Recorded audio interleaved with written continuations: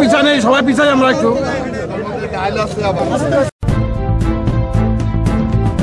আপনারা দেখছেন এবিএন 24 সংবাদ।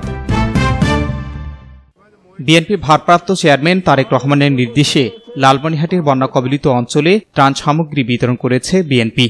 মঙ্গলবার বিকেলে রাজপুর এবং খুনিয়াগাছ ইউনিয়নে ত্রাণ সামগ্রী বিতরণ করেন বিএনপির জাতীয় নির্বাহী কমিটির সাংগঠনিক সম্পাদক ও সাবেক উপমন্ত্রী অধ্যক্ষ আসাদুল হাবিব দুলু। এ সময় তিনি বলেন, বিএনপি একটি জনবান্ধব দল। আমাদের ভারপ্রাপ্ত চেয়ারম্যান তারেক রহমানের নির্দেশে অসহায় বন্যা কবলিত মানুষের পাশে আমরা ত্রাণ সামগ্রী তুলে দিচ্ছি। এরপর কৃষকদের জন্য ফসলি বীজ এবং সার বন্যায় ক্ষতিগ্রস্ত কৃষকদের হাতে তুলে দেব। এ সময় বন্যা কবলিত প্রায় 500 পরিবারকে ত্রাণ সামগ্রী তুলে দেওয়া হয়। আমাদের প্রিয় নেতা সুদূর লন্ডন থেকে যখন খবর পেয়েছে যে এই তিস্তার অববাহিকায় বন্যা হয়েছে, গতকালকে আমাদের সঙ্গে জরুরি বৈঠক উনি করেছেন।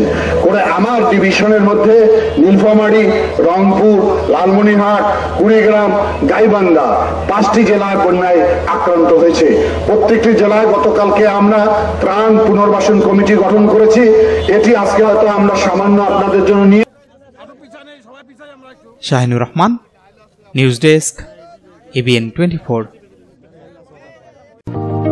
ইজি বাই ইলেকট্রনিক্স, এখানে খুচরা ও পাইকারি এবং সহজ কিস্তিতে সিঙ্গার, যমুনা ও অল্টারনি ফ্রিজ সহ সকল পণ্য বিক্রি করা হয়।